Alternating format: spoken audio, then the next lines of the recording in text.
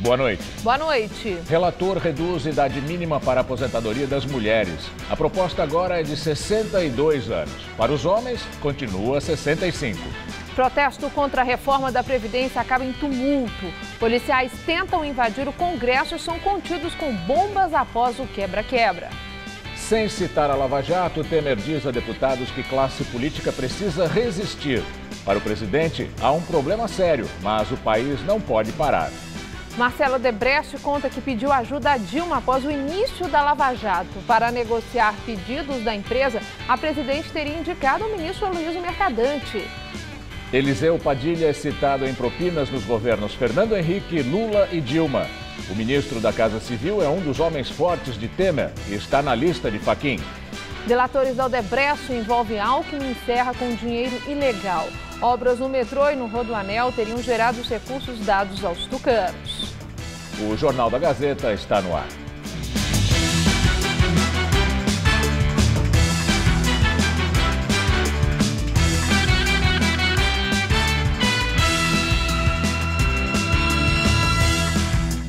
Em vigor há quase 2 meses e meio, o programa Trabalho Novo da gestão Dória já capacitou 800 pessoas e resultou na efetivação de 240 moradores de rua.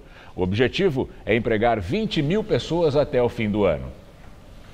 Dinâmica lembra até uma preparação de um curso de teatro, mas a intenção aqui é fazer com que essas pessoas ganhem confiança para conseguir um novo trabalho. Albergado, quando vai buscar a procura de um novo emprego, muitas das vezes a gente somos discriminados, né?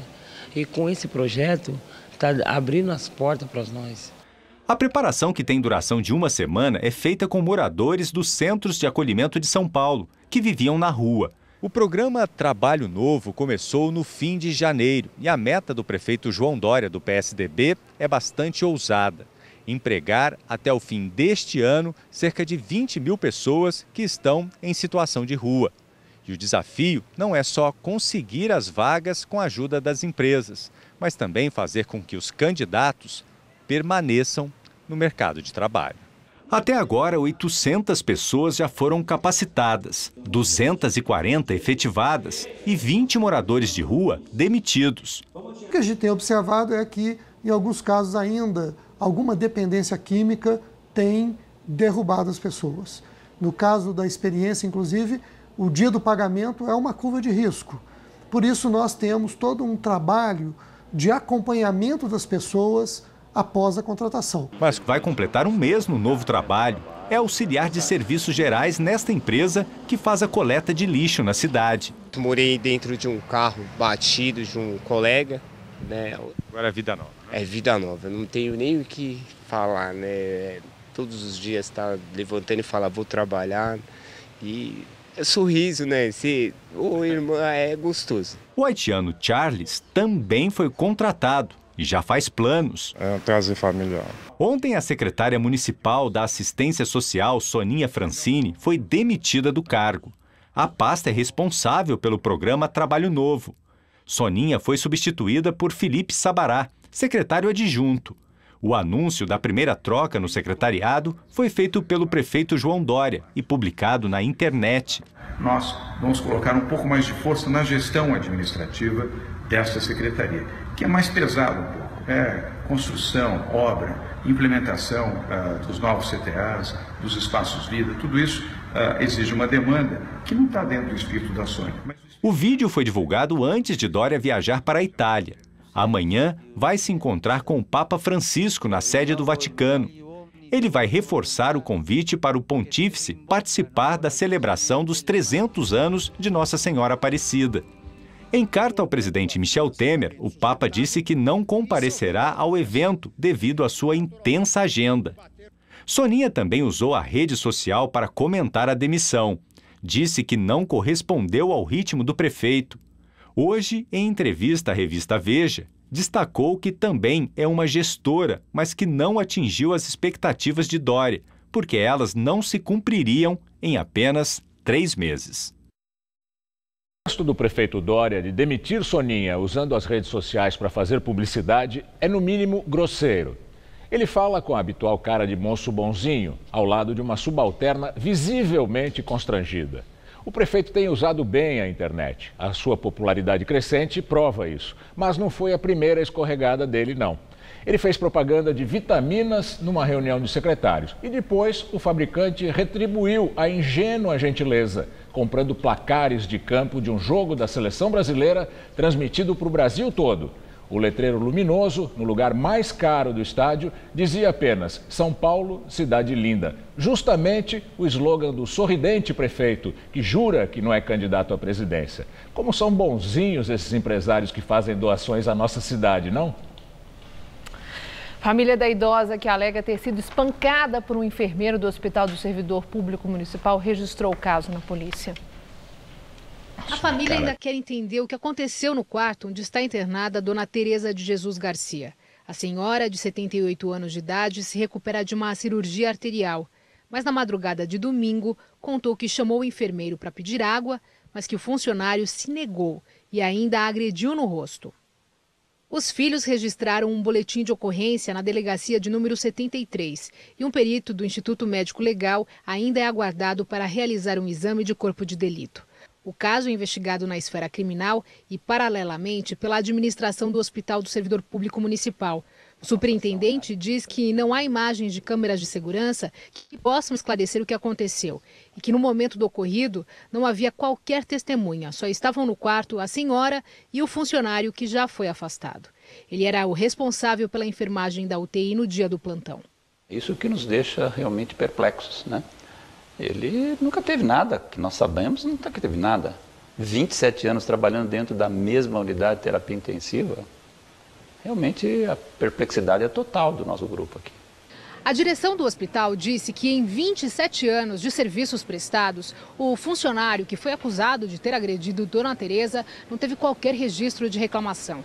E por essa ser uma situação muito inusitada, vai preservar a identidade do enfermeiro, pelo menos até que as investigações internas se concluam em até 90 dias. Dona Tereza permanece internada na unidade de terapia intensiva aqui do Hospital do Servidor Público Municipal, sem previsão de alta. A filha de Dona Tereza ainda está abalada de ver a mãe com o rosto cheio de hematomas e espera uma resposta para entender o que de fato aconteceu. Um tapa só ficaria no rosto, não no olho e nem no queixo.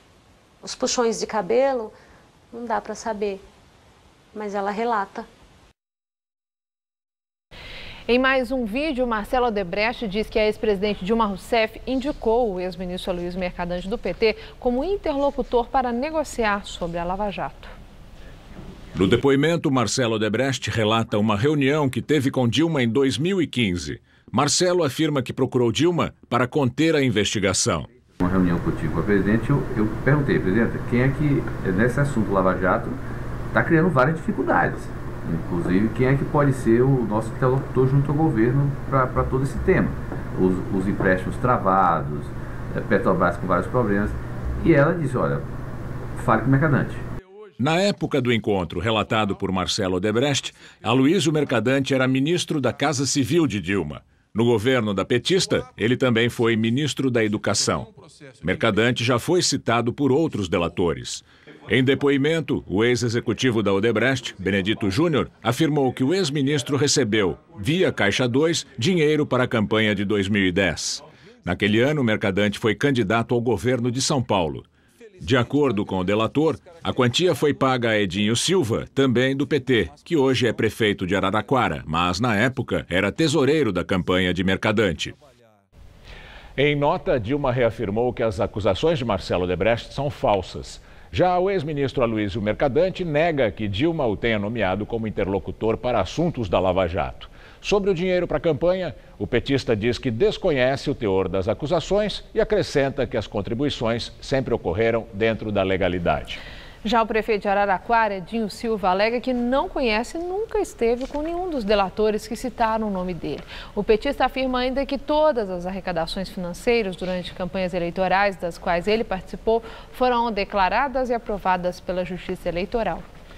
Além das rodovias, o delator Fábio Gandolfo, ex-diretor de infraestrutura da Odebrecht, disse que a empreiteira pagou conselheiros do Tribunal de Contas do Estado de São Paulo para prorrogar contratos de obras do metrô.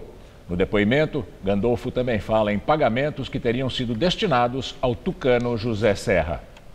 Esse compromisso assegurava a aprovação do Tribunal de Contas do Estado de São Paulo para que esses aditivos, porque você precisava de um aditivo contratual para estender esse prazo de eficácia, fossem aprovados. Não sei se esse acordo envolvia todos os conselheiros, um conselheiro ou o quadro técnico do metrô, do TCE. Tinha um compromisso da empresa com uma determinada pessoa e que a gente deveria pagar 3%, mas que não seria pagamentos regulares, mensais, e seriam pedidos à medida que fosse necessário. Foi dado o codinome para essa pessoa de Careca. Foi me dito depois, então, que era José Serra. Agora, nunca me disseram assim que era o José Serra na pessoa física, que disseram assim que o José Serra que coordenava a parte de arrecadação ou tinha relação. A assessoria de José Serra afirmou que o senador nunca recebeu vantagens indevidas da Odebrecht, nem tomou medidas que tenham favorecido a empresa em nenhum dos cargos que ocupou em sua vida pública. A Secretaria dos Transportes Metropolitanos de São Paulo informou que acompanha as delações e defendeu a aplicação da lei no caso de participação de funcionários em qualquer tipo de crime. O Tribunal de Contas de São Paulo afirmou que está à disposição para prestar todas as informações necessárias ao esclarecimento dos fatos. Advogado do ex-presidente Lula afirma que a decisão do juiz Sérgio Moro sobre testemunhas é mais uma arbitrariedade e entra com recurso na justiça. Ontem, Moro aceitou ouvir as 87 testemunhas de defesa arroladas pela defesa do ex-presidente em uma ação penal da Lava Jato. No entanto, o juiz afirmou que a presença de Lula será exigida em todos os depoimentos. O advogado de Lula, Cristiano Zanin Martins, alega que a presença do acusado nas audiências para a oitiva das testemunhas deve ser facultativa e não obrigatória e que a decisão não tem amparo legal. Segundo o advogado, Moro quer desqualificar a defesa e manter Lula numa cidade em que ele não mora, a fim de atrapalhar as atividades políticas do ex-presidente. Juristas afirmam que, se Lula não comparecer, não pode ser punido. E agora vamos ao comentário de política com o José Neumann Pinto. Eu confesso que ri, mas ri muito, ri de perder o fôlego quando eu vi essa saída que o Moro deu. Me lembrou aquele drible que o Pelé deu em Mazurkiewicz, goleiro do Uruguai, na Copa de 70. Só que o Pelé não fez o gol, né? Vamos ver como é que vai ser aí no fim da história, no dia 3 de maio, no depoimento do Lula e depois nos depoimentos dos 87. Eu disse 87 das 87 testemunhas arroladas pelos advogados, né? Aliás, para quem se diz o homem mais honesto do Brasil em todos os tempos, precisar de testemunho de 87 pessoas é um pouco demais, né? De qualquer maneira, Lula chega a esse julgamento muito enfraquecido, né? Ele é processado 5 vezes. A lista do Fachin mandou abrir 6 inquéritos em primeira instância contra ele. Agora, o que eu acho que pesa mais mesmo contra o Lula é aquela conversa do Emílio Odebrecht de que pagou o Lula, deu propina ao Lula para ele cancelar e negociar greves no setor petroquímico na Bahia. Afinal de contas, o Lula é o mais importante dirigente sindical da história. Nos anos 70, quando ele era o rei do sindicato, o maior palavrão que podia existir era pelego. Pelego é uma capa que tem um pouco de couro e um pouco de lã do carneiro, que os cavaleiros, principalmente os gaúchos, usam sobre a sela e os arreios para cavalgarem mais sossegados. Mas também significa agentes governistas infiltrados nos sindicatos para enfraquecer o movimento sindical. Bom, pelego era o apelido de um tipo de sindicalista contra os comunistas e Lula era o durão contra os dois. A delação do Emílio Odebrecht mostra que Lula era um pelego enrustido, ou seja, se fingia de bravo contra os burgueses, mas fazia o que os burgueses queriam, prestava-lhe serviço em troco de dinheiro. Então, é um pelego. Era, na época, seu heroísmo sindical, um pelego de aluguel e alugado pelo que há de mais sórdido na burguesia brasileira, as empreiteiras corruptas na Lava Jato. A coisa tá braba para o nosso sindicalista número 1, hein? Bom, eu volto quinta-feira, direto ao assunto, espero você aí. Até. Ex-executivos da Odebrecht relataram que o atual ministro da Casa Civil, Eliseu Padilha, do PMDB, tratou de propina nos governos Fernando Henrique, Lula e Dilma. A informação foi publicada no jornal Folha de São Paulo. Segundo o jornal, em depoimentos ao Ministério Público, os delatores relataram que Padilha teria sido encarregado de arrecadar ao menos 11 milhões e meio de reais junto à empreiteira. De acordo com a Folha, o ministro da Casa Civil foi citado por pelo menos 6 executivos da Odebrecht. Padilha foi citado como autor de pedidos, cobranças ou recebimento de propinas vinculados a 3 obras. Em 2000, no governo Fernando Henrique, Padilha teria pedido 2 milhões de reais por ajuda na licitação da Eclusa Lajeado, em Tocantins. Em 2010, no governo Lula, segundo os delatores, Padilha teria recebido 1,5 milhão de reais de pagamentos referentes a obras da Transurb, ferrovia no Rio Grande do Sul. Em março de 2014, no governo Dilma, Benedito Barbosa Júnior teria liberado o pagamento de 4 milhões de reais ao ministro, depois de licitação do aeroporto do Galeão, no Rio. O nome de Eliseu Padilha também é vinculado ao gerenciamento de repasses autorizados por Marcelo Odebrecht para campanhas do PMDB em 2014. O caso é referente ao jantar no Palácio do Jaburu, em que estava presente o presidente Michel Temer. Segundo delatores, no jantar ficou acertado o repasse de 10 milhões de reais. 6 milhões para a campanha de Paulo Scaff, do PMDB, ao governo de São Paulo, e 4 milhões ficaram sob a responsabilidade de Padilha. Parte desses 4 milhões teria sido entregue no escritório de José Yunes, amigo e ex-assessor de Temer. Com base nessas delações, o ministro vai ser alvo de inquéritos no Supremo Tribunal Federal. Eliseu Padilha disse que confia nas instituições brasileiras e que tem certeza de que, com a abertura das investigações, lhe será garantida a oportunidade para exercer amplamente o seu direito de defesa. Em depoimento, Mônica Moura admite que ela e o marido, o marqueteiro João Santana, receberam recursos via Caixa 2 nas campanhas de Dilma Rousseff em 2010 e 2014. Ela prestou depoimento ao juiz Sérgio Moro. Mônica afirmou que em 2010 os recursos foram pagos pelo PT e pela Odebrecht, com Palocci como interlocutor. Já em 2014, somente a construtora fez os pagamentos e o ex-ministro Guido Mantega passou a intermediar o contato. João Santana e a mulher chegaram a ser presos pela Lava Jato, mas fecharam acordo de delação premiada e já foram soltos. Mônica Moura disse ainda que todos os marqueteiros do país fazem campanha com Caixa 2. E em carta aos funcionários, a diretoria da Odebrecht pediu desculpas pelos constrangimentos que os relatos de ex-executivos estão causando, tanto a quem trabalha na companhia quanto aos familiares. Segundo a Folha de São Paulo, o texto diz que essa etapa de tanta exposição negativa para a Odebrecht é dolorosa, mas necessária, mas que seria impossível reconstruir a empresa sem enfrentar a realidade de fatos ocorridos anteriormente. Ainda segundo o jornal, o texto é assinado pelo diretor-presidente da Odebrecht S.A., Newton de Souza. Nessa carta, ele confirma o fechamento de um acordo de leniência com o Departamento de Justiça dos Estados Unidos. A Odebrecht vai pagar uma multa de 2 bilhões e 600 milhões de dólares por ter subornado agentes públicos no exterior. A empresa também firmou acordos semelhantes aqui no Brasil e na Suíça. O presidente do Tribunal Superior Eleitoral e ministro do STF, Gilmar Mendes, afirma que os atrasos na Lava Jato não estão no Supremo, e sim nas investigações que são conduzidas pelo Ministério Público e pela Polícia Federal. A declaração foi feita pouco antes de Gilmar Mendes participar de mais uma palestra em Portugal. Ele também voltou a dizer que é preciso separar acusações relativas à Caixa 2 das de corrupção. Segundo ele, o Caixa 2 puro e simples não é crime. No evento, Gilmar Mendes criticou o atual momento da política brasileira. A gente está cheio de políticos que se dizem não políticos.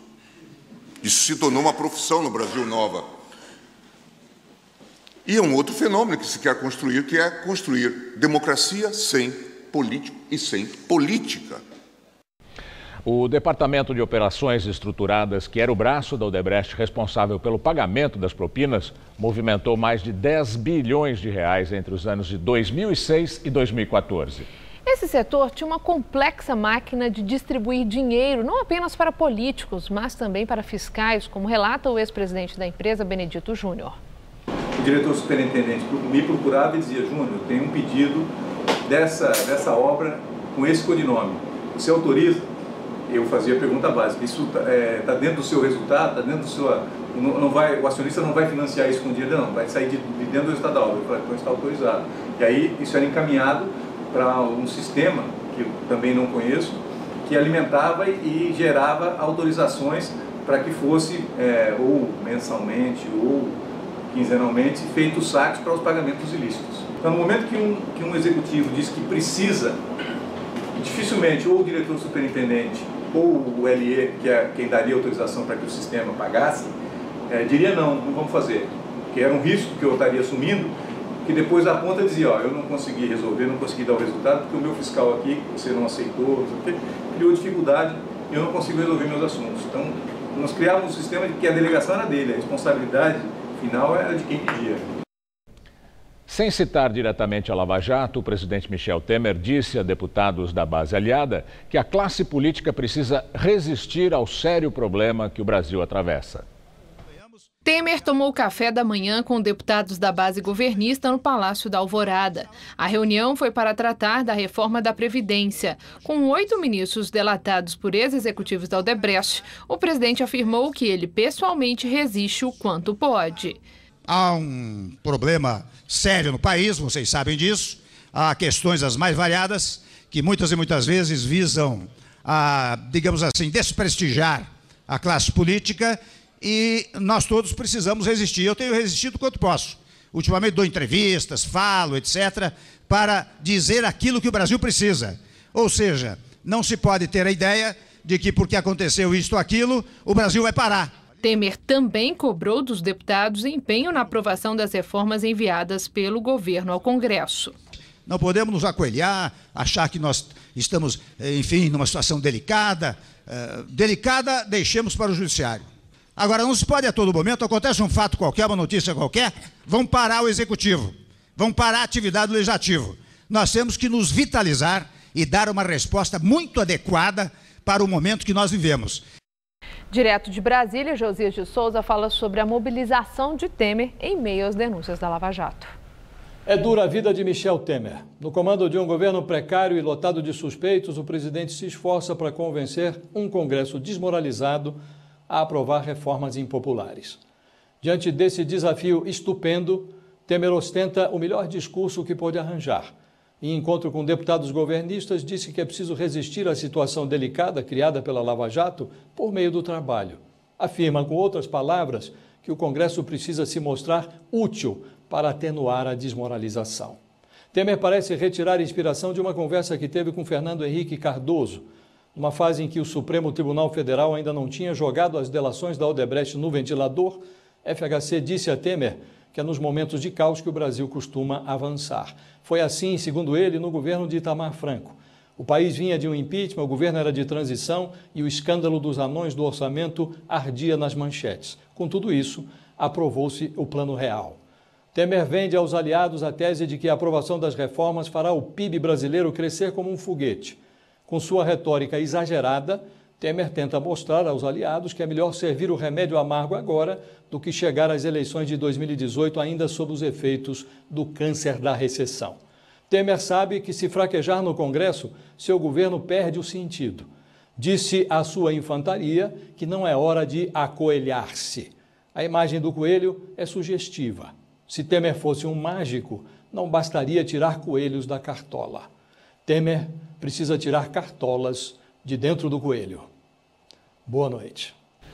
Ex-executivos da Odebrecht relataram ao Ministério Público Federal que construtoras formaram um conluio para aumentar o preço das obras de estradas aqui no estado de São Paulo. Segundo o delator Roberto Cumplido, parte dos contratos abasteciam campanhas do PSDB em São Paulo. No depoimento de um outro ex-executivo chamado Arnaldo Cumplido, pelo menos 6 milhões de reais foram repassados para a campanha de Geraldo Alckmin em 2014 a título de Caixa 2. No depoimento aos procuradores federais, Arnaldo Cumplido, da Odebrecht, disse que entre abril e outubro de 2014 fez vários pagamentos irregulares para a campanha de Geraldo Alckmin, do PSDB, que concorria ao governo de São Paulo. Os pagamentos a título de Caixa 2 eram feitos sob o pseudônimo de Salsicha e MM, que seriam os codinomes de Marcos Monteiro, que na época chefiava o comitê financeiro do candidato tucano e hoje é secretário estadual de Planejamento do governo paulista. Ainda em depoimento ao Ministério Público Federal, Cumplido também relatou ter feito 2 pagamentos indevidos a um representante do governo do estado de São Paulo durante o processo de desapropriação de imóveis para a construção da linha 6 do metrô de São Paulo. Entre abril e outubro de 2014, Luiz Bueno me solicitou que programasse pagamentos sobre o codinome INM e também Salsicha, e que MM seria Marcos Monteiro, coordenador financeiro da campanha de Geraldo Alckmin. Então, apoio para a campanha do governo do estado de São Paulo. Teoricamente, esses valores saíam dos custos das obras do estado de São Paulo.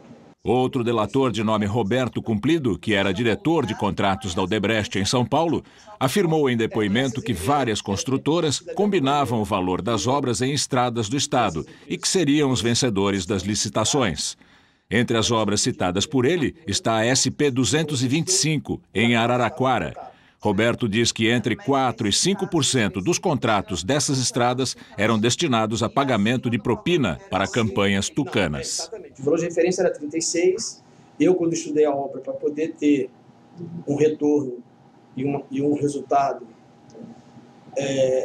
que atendesse, eu dei um preço acima, 41 milhões e qualquer coisa, né? Dava uns 12% ou 15% acima, e essas empresas teriam que dar esse preço acima desse valor que eu pedi. Eu fui procurado em seguida pelo então superintendente Mário Rodrigues Júnior, que também era superintendente nessa época do IDR. Ele falou, ó, aqui tem uma previsão, você ganhou o preço acima, tem uma previsão aqui para as campanhas, a mesma conversa, das campanhas de 4%, né, para as campanhas eleitorais, nós estamos no ano de 2005. Em nota, o secretário estadual de Planejamento de São Paulo, Marcos Monteiro, afirmou que a gestão financeira da campanha de 2014 foi feita dentro da lei e todas as contas de Geraldo Alckmin foram aprovadas pelo Tribunal Regional Eleitoral de São Paulo. Protesto contra a reforma da Previdência acaba em tumulto em Brasília. Em manifestação organizada pela União dos Policiais do Brasil, que atende a classe dos profissionais de segurança pública, inclusive a Federação Nacional dos Policiais Federais, houve tentativa de invasão da Câmara dos Deputados. Parte do grupo, formado por cerca de 3.000 policiais civis, militares, rodoviários e guardas civis, chegou a passar pela chapelaria, entrada principal dos deputados. Durante a confusão, vidros da portaria foram quebrados. A Polícia Legislativa fez um cordão de isolamento para impedir o avanço dos manifestantes. Usou bombas de gás lacrimogênio e spray de pimenta. Segundo representantes dos policiais, o grupo queria protocolar um pedido de retirada deles da proposta de reforma da Previdência e entregar também uma carta pedindo o afastamento do relator do texto, deputado Arthur Maia, do PPS. Depois do tumulto, eles foram recebidos por Maia. Relator da reforma da Previdência faz alterações no projeto do governo e propõe que as mulheres se aposentem aos 62 anos e não mais aos 65. O relatório também deve incluir idade mínima de 60 anos para aposentadorias diferenciadas, como a dos trabalhadores rurais, policiais e professores. E os políticos também devem entrar nessa regra. As mudanças no relatório do deputado Arthur Maia, do PPS, vieram após pressão de parlamentares. Além dos trabalhadores rurais, policiais, professores e políticos devem fazer parte da regra de transição. Muita gente ainda pensa, de uma maneira absolutamente despropositada, que deputado consegue aposentadoria com 6 meses, com 1 ano, com 2 mandatos, consegue integralidade. Só se aposenta com 35 anos de contribuição e o valor da aposentadoria é proporcional à quantidade de anos que a pessoa pagou como deputado. A idade mínima para as pessoas que vão entrar na regra de transição vai ser de 53 anos para mulheres e 55 para homens. Para quem não se enquadra nas exceções, a regra geral vai ser de 62 anos para mulheres e 65 para os homens. Antes, o governo queria a idade de 65 anos para os dois gêneros. No entanto, o tempo mínimo de contribuição vai ser de 25 anos para homens e mulheres e o benefício vai ser de 70% da média dos salários dos trabalhadores vinculados ao INSS. Para os servidores que entraram no serviço público até o ano de 2003, a regra é a seguinte: homens se aposentam aos 65 anos e mulheres aos 62. O tempo mínimo de contribuição vai ser de 25 anos. Eles vão ter direito ao salário integral e ao mesmo reajuste dado aos servidores da ativa. Mas a proposta final do texto só vai ser apresentada formalmente amanhã. É uma reforma que está dentro dos parâmetros que nós definimos como importante para que o equilíbrio fiscal do país seja restabelecido e é, de fato, portanto, uma negociação da maior relevância. E daqui a pouco, Maria Lídia Flandor entrevista o economista Márcio Postman sobre mais uma reforma em andamento no país, a reforma trabalhista. Com o crescimento da instabilidade política e o agravamento da crise econômica na Venezuela, a ONU alertou para o risco de um conflito armado no país. O presidente Nicolás Maduro aprovou um plano para reforçar o armamento das milícias. Segundo o Alto Comissariado para Direitos Humanos da organização, a iniciativa do governo de Nicolás Maduro de entregar as armas à população venezuelana é uma iniciativa perigosa, em que um ambiente de pouco diálogo e tensão pode levar a população às ruas e gerar um banho de sangue. Segundo o governo venezuelano, o armamento de parte da população faz parte do reforço à milícia bolivariana, que tem a missão de garantir a segurança em todo o país. Nas últimas 24 horas, o Brasil e outros 10 países da América Latina já manifestaram repúdio à repressão violenta aos protestos por parte do governo da Venezuela, que até agora já matou 6 pessoas. Esses países pediram que o governo de Maduro garanta o direito de livre manifestação e cumpra o calendário eleitoral o mais rápido possível para uma rápida solução na instabilidade que atinge o país.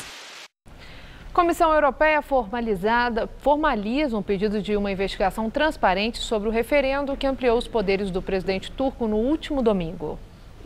A comissão, junto com a Organização de Segurança e Cooperação na Europa, já tinha afirmado que a votação não atendeu a padrões democráticos e que somente um posicionamento claro por parte do governo de Tayyip Erdogan deve garantir estabilidade ao país. Pouco antes do pedido de investigação, o Partido Social Democrata, CHP, o principal partido de oposição na Turquia, apresentou formalmente ao Alto Conselho Eleitoral um pedido de anulação do referendo, alegando manipulação do resultado.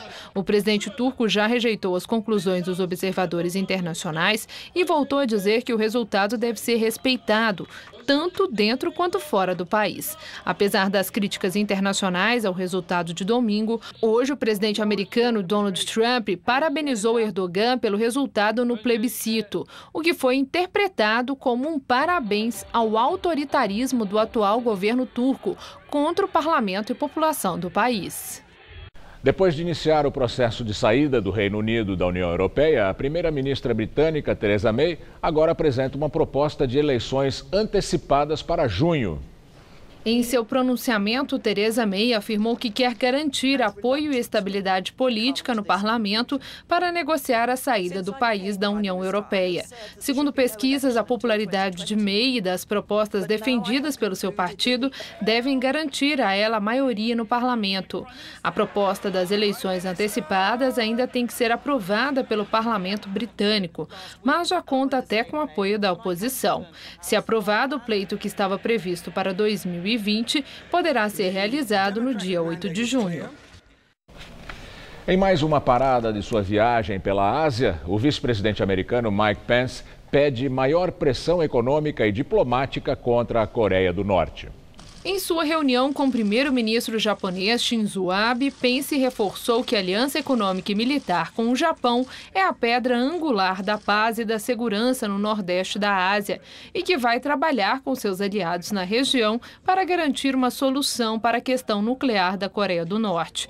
Depois da reunião, Shinzo Abe elogiou o novo posicionamento diplomático americano na era Trump. Depois de sua passagem pelo Japão, nos próximos dias, Mike Pence deve seguir para a Indonésia e a Austrália.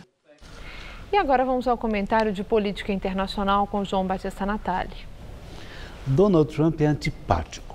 O ditador da Coreia do Norte, Kim Jong-un, também é. Mas não é por isso que a briga deles não nos interessa. Se a ditadura norte-coreana tivesse um pouquinho de juízo, ela poderá não concretizar a ameaça de um conflito nuclear. É o que disse um diplomata norte-coreano na ONU. O interesse da comunidade internacional é que cada lado ponha suas ameaças na gaveta. Mas vamos por parte. Um primeiro ponto. A ditadura de Kim Jong-un não tem condições de jogar uma bomba atômica nos Estados Unidos. Para isso, ela precisaria de um míssil balístico intercontinental. É um míssil que entra em órbita e volta à atmosfera para explodir em terra. Isso implica uma tecnologia de materiais que a Coreia do Norte não possui. Aqueles mísseis de mentirinha que ela mostrou numa parada militar do domingo passado eram feitos de cartolina. Segundo ponto, os Estados Unidos têm todo o direito de bloquear as ambições nucleares da Coreia do Norte. E não é por causa do antipático Donald Trump. O simpático Barack Obama pensava do mesmo jeito. Obama montou um esquema de espionagem que entra nos computadores da Coreia do Norte para que os mísseis dela se incendeiem no momento do lançamento. Terceiro ponto, se os americanos jogarem sobre a Coreia do Norte uma bomba igual ao que eles lançaram na semana passada no Afeganistão, o ditador Kim Jong-un vai reagir, mas vai reagir contra os aliados dos Estados Unidos na Ásia, como o Japão ou a Coreia do Sul, ou então contra as bases americanas na região. É claro que os americanos têm tecnologia para interceptar qualquer míssil norte-coreano. Por isso, a Coreia do Norte quer uma guerra que ela sabe que ela não pode ganhar. Por que então que ela fica esperneando e tirando o sono da gente? Ela é perigosa porque ela está isolada e porque só assim ela recebe mais vantagens materiais da China, que é a única aliada que ela tem. Os chineses estão preocupados, a Rússia também. Nós precisamos também estar preocupados. É assim que o mundo gira. Boa noite. O ex-subsecretário da Receita Municipal de São Paulo, Arnaldo Augusto Pereira, voltou a ser preso. Depois de ser solto no começo do ano, ele deixou de cumprir com o acordo de delação premiada que tinha fechado com o Ministério Público. Pereira também esteve envolvido na máfia do ISS entre 2006 e 2009, na gestão de Gilberto Kassab. Arnaldo Augusto Pereira foi preso em casa, em Santo Amaro, na zona sul de São Paulo, nesta manhã e levado para a carceragem do 31º DP na Vila Carrão por ter curso superior. Ele estava solto desde fevereiro deste ano, após passar 40 dias cumprindo pena, acusado pelo Ministério Público de São Paulo por praticar extorsão e por lavagem de dinheiro. Segundo o MP, ele recebeu mais de R$1 milhão para liberar o alvará para a construção de um condomínio em Santo André, no ABC Paulista, onde atuou como secretário do Planejamento.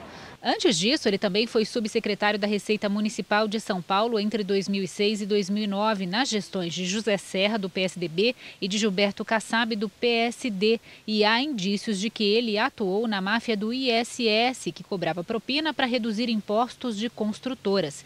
Esquema que gerou prejuízo de R$500 milhões para os cofres municipais.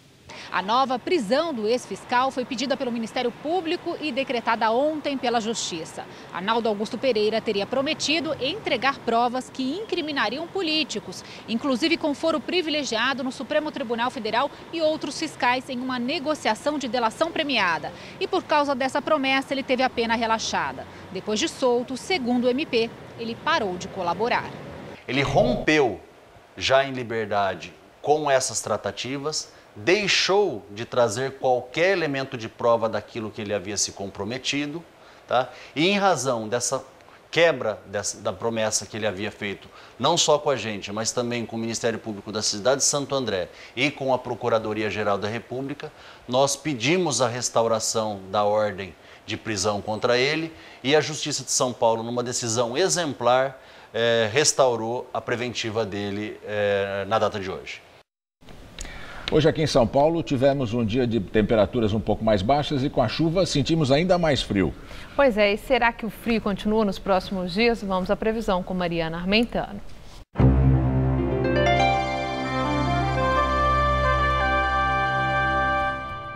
A quarta-feira vai ser de sol e pancadas de chuva em grande parte do Brasil.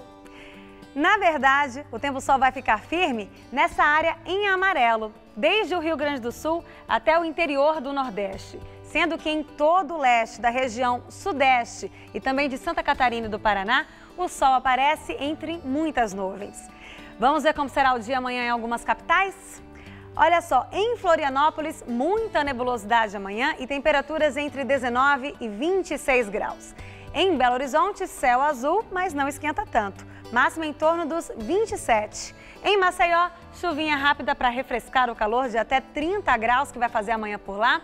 E em Manaus, pancadas de chuva associadas ao calor. Máxima de 31 graus amanhã. Para São Paulo, a previsão é de sol em todo o estado.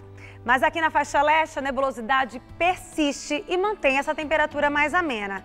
Os termômetros amanhã não vão passar da marca dos 26 graus em Campinas e dos 25 em Sorocaba e também em São José dos Campos. Em Caraguatatuba, no litoral, máxima só de 23 graus.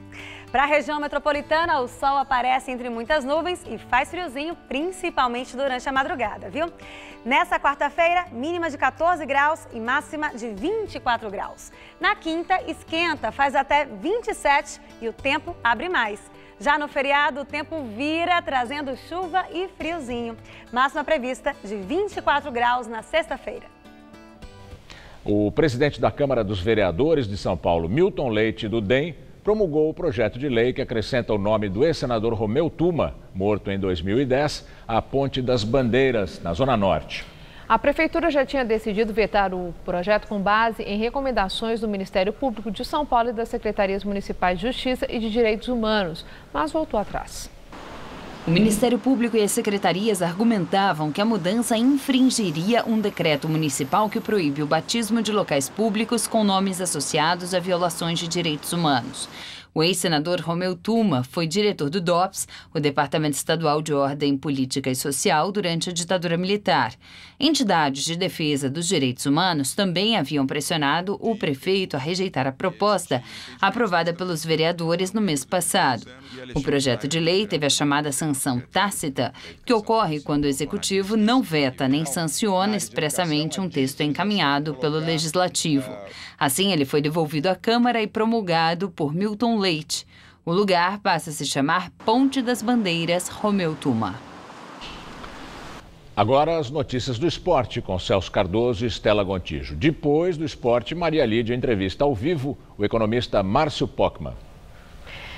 Noite de muitos gols pela Liga dos Campeões da Europa, teve vitória do Real Madrid e empate do Atlético de Madrid. Pois é, Estela, o Real Madrid venceu o Bayern de Munique por 4-2 na Espanha, na prorrogação, e se classificou para a próxima fase da competição. E olha que o Real Madrid já tinha vencido também o primeiro jogo na Alemanha.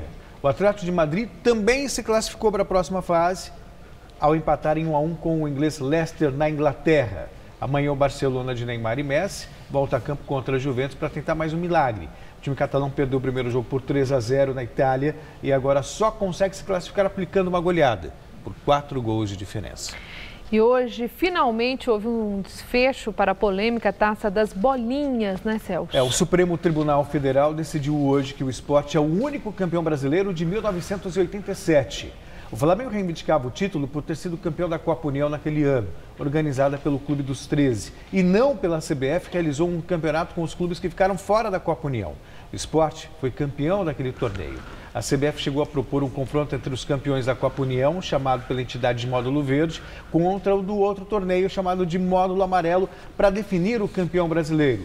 O Flamengo se recusou e o esporte, então, foi considerado o campeão nacional daquele ano. Você acha que o esporte merecia essa taça? Sem dúvida. Hoje, 3 votos a favor do esporte e um só a favor do Flamengo, que foi justamente o do Luiz Roberto Barroso, que é torcedor do Flamengo e que estava cuidando dessa ação. Naquela época, a CBF alegava problemas financeiros e disse que não ia organizar o Campeonato Brasileiro. Então, os clubes se juntaram e fizeram a Copa União. Só que aí a CBF mudou de ideia e decidiu que a Copa União seria o módulo verde e o outro campeonato, com os outros clubes que ficaram de fora, o módulo amarelo.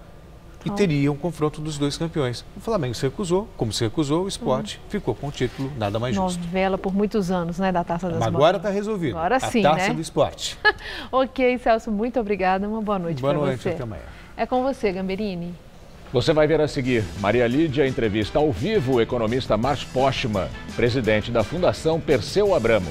Até já. Quem já duvidou de si?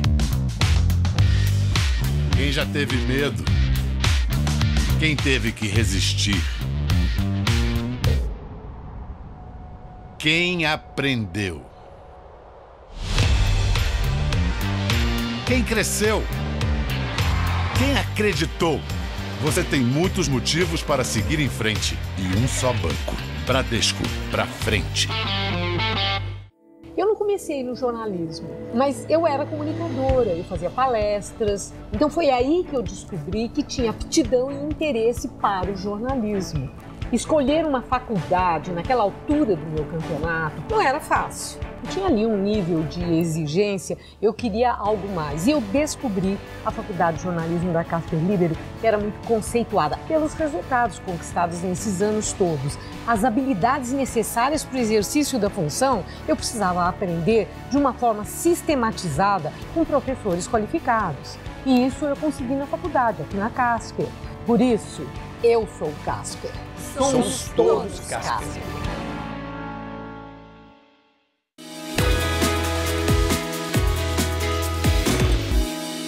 Melhor negócio Volkswagen. Em abril não tem venda perdida. É isso mesmo. Os vendedores da Volkswagen estão autorizados a fazer de tudo para fechar negócio com você. Confira nossas ofertas e venha negociar. Uptrack 2017 com desconto de R$3.000 e taxa zero. Isso mesmo, taxa zero. E ainda Fox 1.6 2017 completo por apenas R$47.990 com taxa zero. Melhor negócio Volkswagen. Vale vir negociar. Vale porque é Volkswagen. Trabalhar pra fila andar. Trabalhar e trabalhar. Trabalhar para cuidar. Trabalhar e trabalhar. Trabalhar pra transformar. Trabalhar e trabalhar. São Paulo. Trabalho e inovação. Trabalhar e trabalhar. Trabalhar e... Lance novo na área. Agora o time já começa morto. Empate em clássico é um horror. Conflito novo no time? Não respeitam nada. É muito amadorismo. Se tem novidade no futebol, tem comentário novo no Gazeta Esportiva. De segunda a sexta, 18h.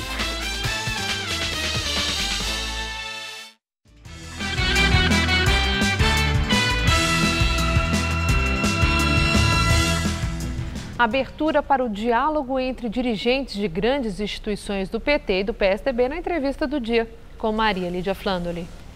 Entrevista o economista Márcio Postman, presidente da Fundação Perseu Abramo. Postman é autor de mais de 40 livros sobre economia, desenvolvimento e políticas públicas. Muito obrigada por estar conosco. Eu que agradeço, Maria. Quero começar falando sobre um encontro que estava agendado para hoje, que aconteceu, com representantes de fundações importantes que estudam, né, a sociedade, o comportamento, os anseios. E a Perseu Abramo fez recentemente uma pesquisa sobre sentimento, pensamento das pessoas na periferia de São Paulo.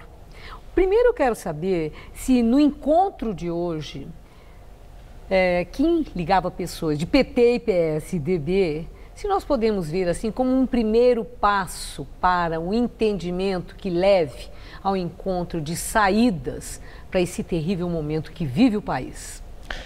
Bem, nós temos dito que aquele acordo que viabilizou, digamos, o ciclo político da nova república, o acordo político se deu ali na transição do regime militar para a democracia, isso nos anos 80 ainda, esse acordo praticamente está esgotado pelo que aconteceu no ano passado, em 2016. Portanto, é necessário repensar um novo acordo nacional que viabilize e sustente a democracia e que permita o Brasil sair da situação de recessão, da crise gravíssima que nós estamos vivendo. Maria Lídia, é praticamente a crise econômica, social e política mais grave dos últimos 100 anos. Então, eu não entendo uma outra alternativa que não seja um grande entendimento, um acordo sobre os rumos do Brasil para os próximos anos. Porque... Bom, isso é aquilo que a gente vê como ideal, desejável, mas há indicadores, pelo que dizem e pelo comportamento das principais lideranças do país. Eu falo aí dos grandes partidos, estamos falando de PT, de PMDB, de PSDB, Fernando Henrique, Lula. Eles estão abertos para o entendimento, para a conversa e para uma aliança na busca dessa saída? Eu acredito que são lideranças experimentadas e que sabem que esse rumo que o Brasil hoje está vivendo, que é um rumo da polarização, que praticamente você não tem mais um diálogo, tem uma grande oposição, o confronto não resultará em algo sensato. Já deu no que deu. Pois é, do ponto de vista que nós estamos vivendo já um terceiro ano praticamente de agravamento na situação econômica e social. No dia de hoje nós tivemos sim uma discussão a respeito do que está ocorrendo na base da pirâmide social, que são justamente aquele agrupamento que, de certa forma, foi beneficiado pelo crescimento econômico dos anos 2000, pelas políticas públicas, e esse segmento que se tornou muito importante do ponto de vista do seu pensamento foi objeto de análise de uma pesquisa que a Fundação Perseu Abramo realizou no final do ano passado para início desse ano. E essa pesquisa bastante rica do ponto de vista das informações levou, de certa maneira, uma reflexão de âmbito nacional. Várias instituições, pesquisadores passaram a analisar e constituir a sua reflexão própria. Então, nós tivemos hoje uma discussão a propósito dessa pesquisa com estudiosos, representantes de universidades, e foi muito interessante identificar que o Brasil não conhece muito bem os brasileiros. Mas aí você está falando de representantes também do mundo acadêmico, outra cabeça. Eu toquei em Lula, eu falei Fernando Henrique, o próprio presidente Michel Temer, essas grandes lideranças dos grandes partidos. Há abertura para diálogo e entendimento? Eles... Bom, eu acredito que deva haver, mas eu não estou percebendo que isso venha a ocorrer. Quer dizer, ainda não temos indicadores consistentes nesse sentido. Eu não consigo perceber, na verdade, ações concretas nesse sentido. Há manifestações, não é? Mas, de certa maneira, esse entendimento frio sobre uma agenda, eu não consigo perceber nesse momento, ainda que seja necessário. Que pena, né? Mas aqui, vamos falar da pesquisa da Fundação Perseu Abramo. O que é que emergiu como sentimento mais relevante nos moradores da periferia de São Paulo? Eu diria o seguinte, que é uma certa ambivalência, uma contradição que se percebe nesse segmento que mora na periferia, que trabalha 10 horas ou mais por dia, que usa 2 ou 4 horas de transporte por dia, não é? Há uma contradição, porque de um lado eles revelam um anseio do ponto de vista de políticas públicas, da presença do Estado com serviços públicos decentes, mas ao mesmo tempo também uma crítica contundente ao Estado que cobra impostos e não presta serviços. E todas essas denúncias de corrupção envolvendo políticos de praticamente todos os partidos e autoridades na relação com o setor privado, com as grandes empresas, qual é a percepção? De maneira geral, é um descrédito muito grande em relação à política e às lideranças atualmente existentes. De todos os partidos ou em especial do PT ou do PSDB ou do PMDB? Não, na verdade, não há uma percepção de direita, esquerda, oposição, situação, né? Por exemplo, a identificação de que é uma esquerda. Esquerda seria aquele que faz críticas, e de direita é o que faz direito. Então, o Lula, o Dória, por exemplo, teriam uma identificação muito comum, muito próxima. Então, nesse segmento não existe muita clareza, porque, na verdade, é um segmento que foi, por muito tempo, pauperizado, não teve acesso à educação, à saúde, tem uma dificuldade muito grande de entender o que está hoje acontecendo no Brasil. Mas apareceu de alguma forma, e isso tem sido uma preocupação recorrente expressa por cientistas políticos aqui no Jornal da Gazeta, durante as entrevistas, que é a preocupação de que essas denúncias todas, os vídeos com delações premiadas, nomes tão importantes tendo levado milhões em propina de todos os partidos, dos grandes partidos principalmente, o descrédito na política e nos políticos e nos partidos, a descrença e a desesperança. Isso apareceu na pesquisa de vocês? Sim, ela reflete justamente esse sentimento que é basicamente geral, né? O descrédito da política, e isso é gravíssimo para um país como o nosso que não tem tradição democrática. Nós somos um país com mais de 500 anos de história e temos praticamente 50 anos de experiência democrática. Então é muito grave esse momento nacional. E é por isso que essa ideia de um entendimento mais amplo sobre um projeto para o país seria muito importante, porque daria a esse segmento e a outros uma identidade que a transformação que as pessoas desejam no país, a transformação da sua própria vida, depende da política. Sem política não tem um caminho que possa viabilizar nesse sentido. A última questão, professor, nesse cenário todo que o senhor descreve, qual seria a saída, rapidamente? A saída, meu modo de ver, é encontrar algo que nos possibilite sair da recessão, porque sem sair da recessão... Passa pela economia, primeiramente. Passa pela economia, exatamente. Então, Temer não está errado.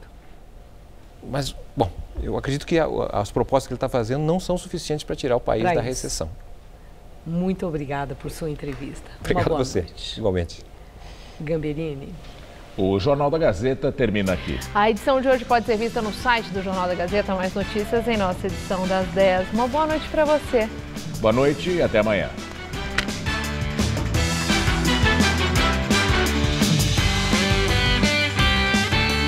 O chefe Alan prepara uma receita prática no Revista da Cidade, nesta quarta, 9h30 da manhã.